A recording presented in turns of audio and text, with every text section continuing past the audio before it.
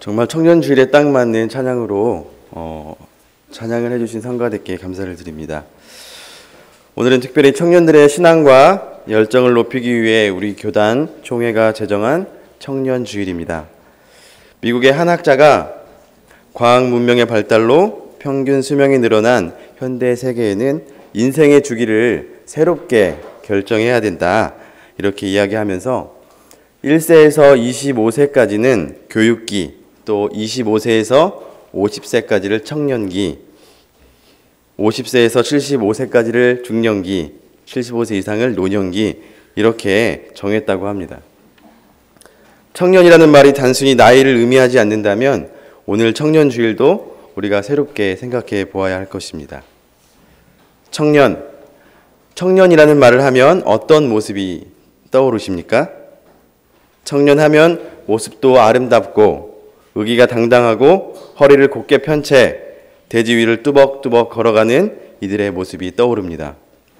하지만 우리가 거리를 걷다 보면 거리에서 만나는 젊은이들의 모습은 조금 다릅니다. 얼굴빛은 창백하고 어깨는 구부정하고 만유하듯 느릿느릿 걷는 폼이 영락없이 인생을 다 산 사람들 같습니다. 청년이라는 말이 무색할 지경입니다. 절대 우리 교회 청년들을 두고 하는 말이 아니니 절대 걱정하시기 말길 바랍니다. 요즘 저는 이 시대가 젊은이들의 푸른 날을 박탈하고 있는 것이 아닌가 하는 생각을 해봅니다. 청년들을 먹고 사는 문제에 온통 집중하게 만드는 세상은 잘못된 세상입니다. 청년 정신은 길들여지기를 거부하고 불의한 일에 저항하고 변혁을 향해 내달리는 데 있습니다. 의가 없다면 젊음도 없습니다.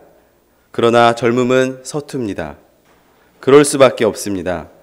넘어지고 일어서기를 반복하다가 절망감을 느낄 수도 있습니다. 하지만 절망하는 사람만이 희망도 가질 수 있는 것입니다. 절망이 두려워 아무 시도조차 하지 않는 사람은 이미 죽은 사람이라고 할 수 있습니다. 젊은이들을 사로잡고 있는 인생의 무게를 모르지 않습니다. 치솟는 등록금, 좁아지는 취업의 문, 연애와 결혼의 지연, 많은 문제가 그들의 미래를 어둡게 만들고 있습니다. 그럴수록 새로운 세상을 꿈꾸어야 합니다. 그리고 그 세상을 열기 위해 분투해야 합니다. 특별히 오늘 눈먼 두 소경의 눈뜬 이야기를 바라보면서 이 시대의 청년 정신, 기독 청년들의 삶은 어떠해야 하는가를 함께 생각해 보고자 합니다. 모두 눈을 한번 감아 보시기 바랍니다. 앞에 무엇이 보이십니까? 아무것도 보이지 않습니다. 이제 다시는 눈을 뜰 수가 없습니다. 이 시간 이후로는 앞을 볼 수가 없다고 생각해 보십시오. 어떤 걱정부터 드십니까? 다른 걱정은 하지 말고 당장 닥쳐올 위기, 이 예배가 끝난 후에 집에 어떻게 돌아가야 할지를 생각해 보시기 바랍니다. 자, 이제 눈을 뜨셔도 좋습니다. 눈을 감고 집에 돌아갈 생각을 하니까 눈앞이 캄캄하시지요? 당장 가져온 자가용은 어쩌고 버스와 지하철 방향을 알아야 탈 텐데 별별 걱정이 다 듭니다. 바로 오늘 함께 보았던 말씀은 어려운 성경 이야기가 아니라 앞을 보지 못해서 별별 걱정 하나부터 열까지 삶 자체가 걱정투성이었던 눈먼 두 소경이 눈을 뜨게 되었다는 이야기입니다. 그런데 이 이야기 바로 전에 나오는 이야기가 야이로의 딸과 혈루증에 걸린 여자가 고침받는 이야기가 나옵니다. 그 야이로의 딸과 혈루병에 걸린 여인이 고침받는 그 현장에 오늘 눈을 뜨게 되었던 두 명의 소경이 함께 있었다는 겁니다. 그 현장에서 야이로의 딸과 혈루병에 걸린 여인이 고침받는 그 놀라운 기적을 눈먼 두 소경이 경험하면서 그 소경들의 마음은 벅차오르기 시작했습니다. 아, 예수님이라면 분명 우리의 눈을 뜨게 해줄 수 있을 거야. 그런 믿음이 생기기 시작했습니다. 다윗의 자손이여 우리를 불쌍히 여겨주십시오. 그 자리를 떠나가는 예수님을 예탁에 불렀습니다. 그 장면을 한번 상상해 보십시오. 앞도 안 보이니 예수님이 어디에 있을지 몰랐을 것이고 분명 허둥지둥대며 애절하게 예수님을 부르지 않았겠습니까? 오늘 예수님께서는 그 애타는 마음, 간절한 마음, 지긋지긋한 삶의 절망 속에서 부르짖고 있는 교환을 들으신 것입니다. 단순히 앞을 못 보는 고통이 아니라 문둥병자와 더불어 소경이 최하층민으로 천대받던 그 시대를 잘 아셨던 주님께서 사회적으로 소외된 그들의 아픔까지 보셨습니다. 그리고 물으셨습니다. 너희는 내가 이 일을 할 수 있다고 믿느냐? 그러자 망설임 없이 두 소경은 예, 주님 하고 대답하였습니다. 그 대답을 들으시고 주님께서는 그들의 눈에 손을 내시고 말씀하셨습니다. 너희 믿음대로 되어라. 그리고 곧장 두 소경들의 눈이 열려 앞을 볼 수 있게 되었습니다. 이 시대를 살아가는 우리 청년들의 삶은 오늘 두 소경의 삶과 같습니다. 육신의 눈은 열려 있지만 육신의 눈이 열려 있어 앞은 볼 수 있지만 봐야 할 것을 보지 못하고 삐딱한 세상만을 바라보고 있습니다. 누가 청년들의 눈을 가로막았습니까?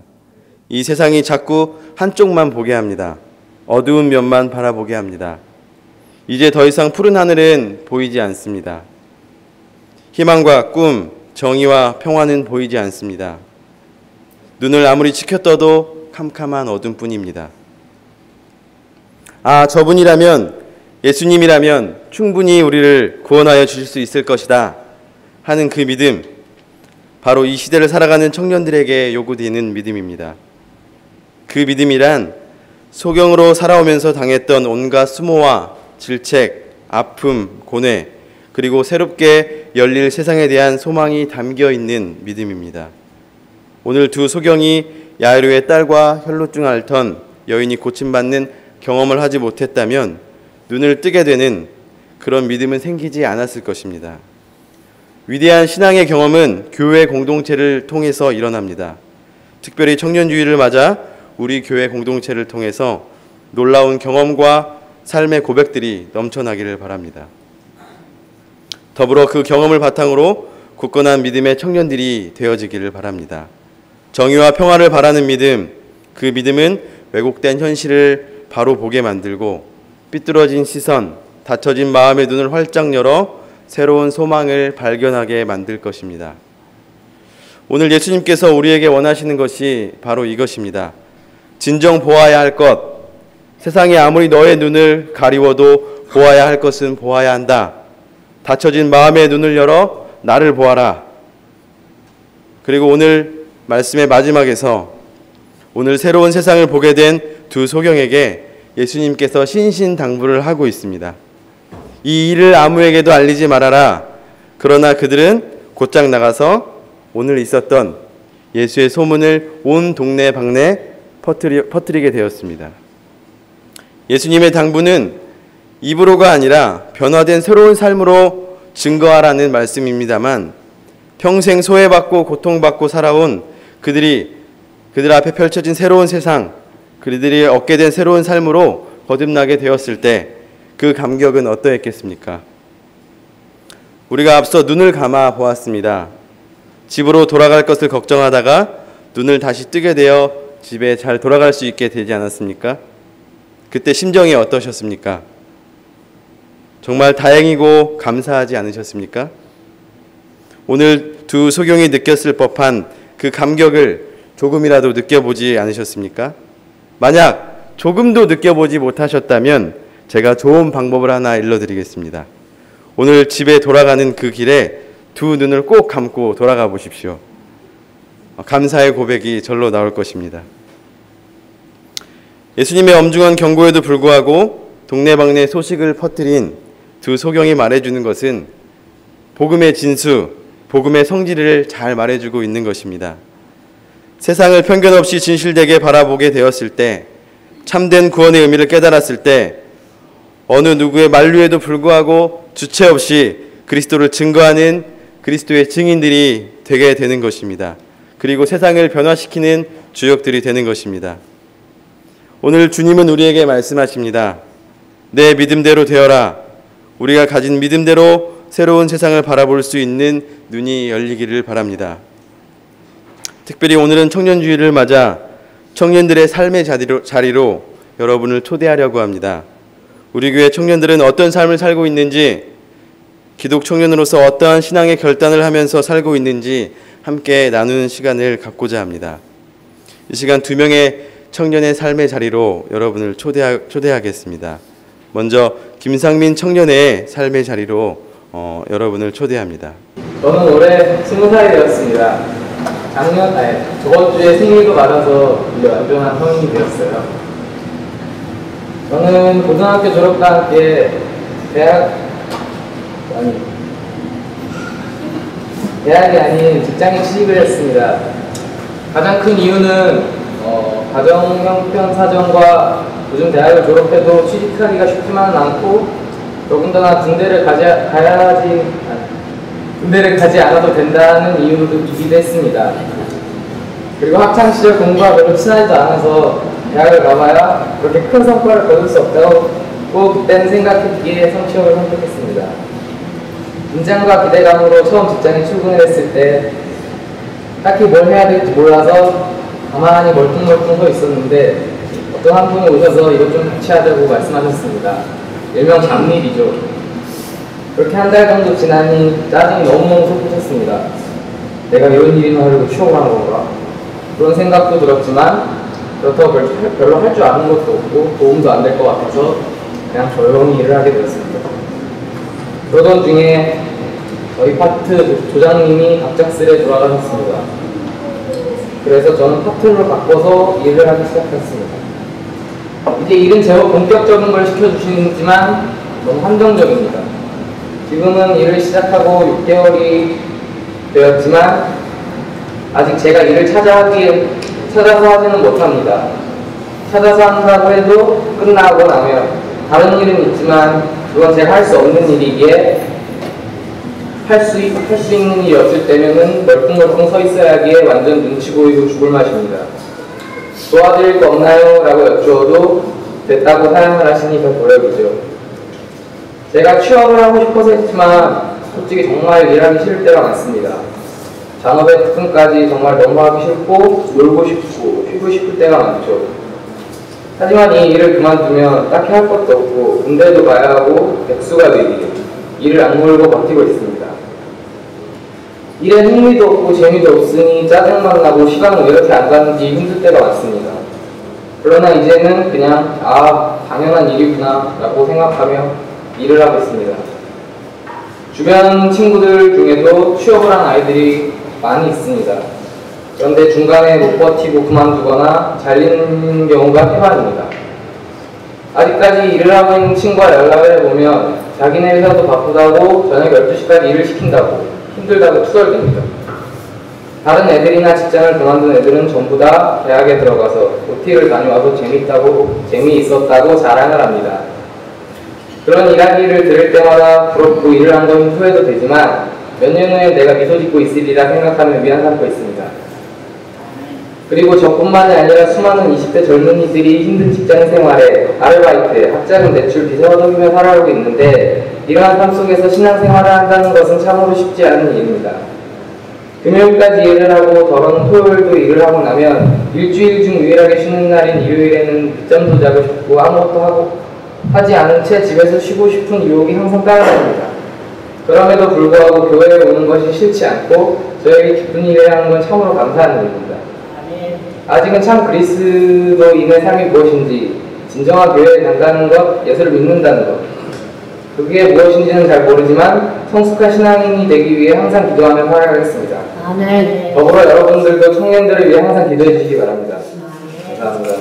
서울대교회를 다닌 지 벌써 29년이 다 돼갑니다.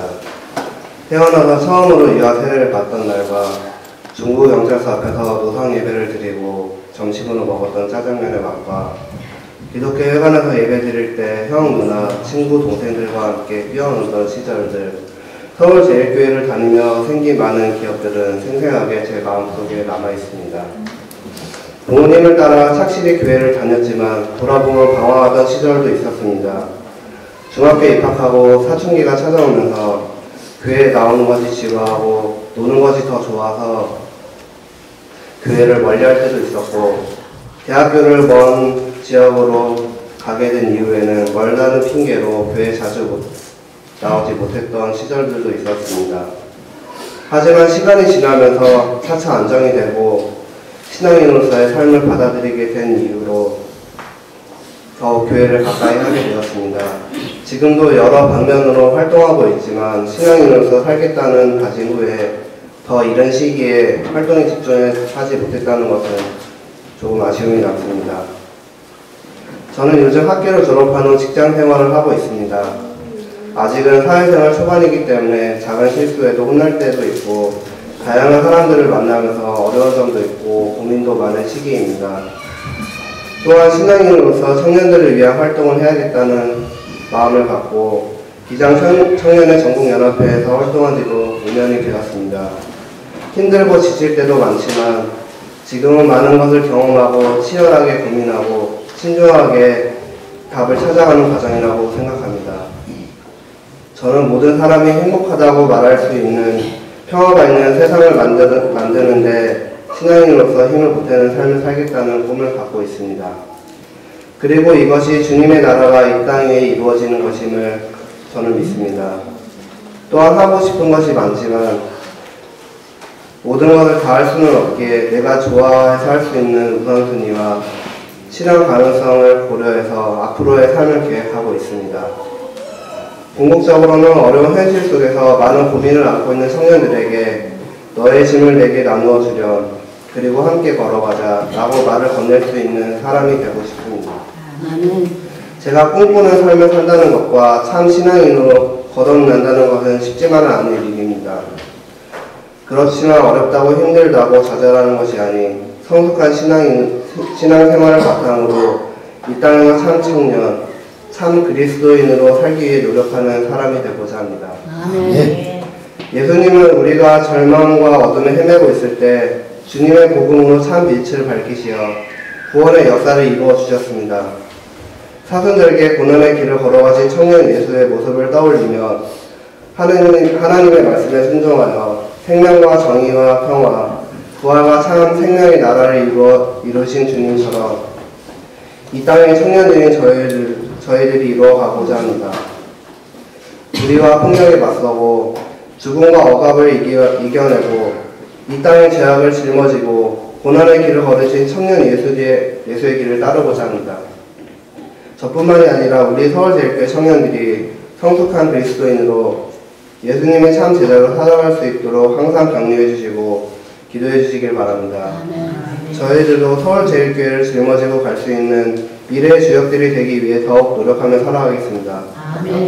청년의 삶이 그들만의 삶이 아니라 우리 모두의 삶이라는 것입니다. 함께 늘 격려하고 기도해 주시기를 부탁드립니다. 함께 기도하겠습니다. 사랑해 주님 감사합니다. 청년유일을 맞아 주님께 예배드리게 하심을 감사를 드립니다. 우리가 청년 예수의 모습을 떠오르며 예수님께서 가셨던 그 길을 함께 걷고자 합니다. 우리 앞에 놓여있는 많은 위기와 어려움들을 주께서 보살펴 주시고 온전히 주님을 따라 주의 참된 제자가 될 수 있게 우리를 인도하여 주옵소서. 아멘. 우리를 언제나 이끌어 주시는 예수님의 이름으로 간절히 기도하옵나이다. 아멘.